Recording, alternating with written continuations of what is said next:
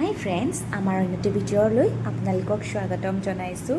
আজি এটা সৰু ৰেচিপি লৈ আহিছোঁ, সেইটো হৈছে ফ্ৰেঞ্চ ফ্ৰাইজ।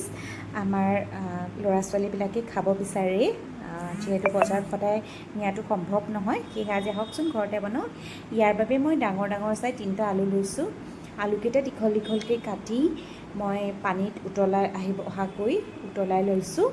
আৰু ইয়াৰ পাছত মই এখন কটন কাপোৰত আলুখিনি মেলি পানীখিনি শুহিবৰ কাৰণে প্ৰায় 10-15 মিনিটমান ৰাখি দিছোঁ। আৰু ইয়াৰ পাছত মই অলপ টেপি দিছোঁ যাতে পানীখিনি সোনকালে কাপোৰখনে শুহি লয়। আৰু প্ৰায় 10-15 মিনিটৰ পাছত মই কাপোৰখনৰ পৰা আলুখিনি উলিয়াই লৈছোঁ।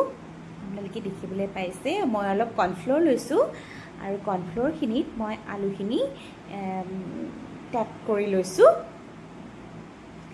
আৰু ইয়াৰ পাছতে মই কেৰাহীখন গৰম কৰি অকণমান তেল দি আলুৰ যিখিনি পিচেছ হয় মই এপিচ এপিচকৈ ভাজি মই ইয়াত দেখিছেনে এখন বাটাৰ পেপাৰত উলিয়াই লৈছোঁ। আৰু ওপৰতে অকণমান মই নিমখ ছটিয়াই দিছোঁ। এইবিধ যে হয় ৰেষ্টুৰেণ্ট টাইপৰ নহয়, কিন্তু সঁচাকৈ খুব হেল্ডি। আপোনালোকে সন্তানটিক গধূলি স্নেক্স হিচাপত আপোনালোকে এইবিধ তেওঁলোকৰ ওচৰত আগবঢ়াব পাৰে।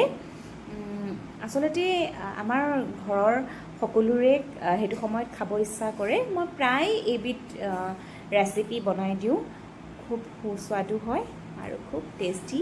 আৰু ফ্ৰেঞ্চ ফ্ৰাইটা কেমন হয়েছে? Tasty and yummy.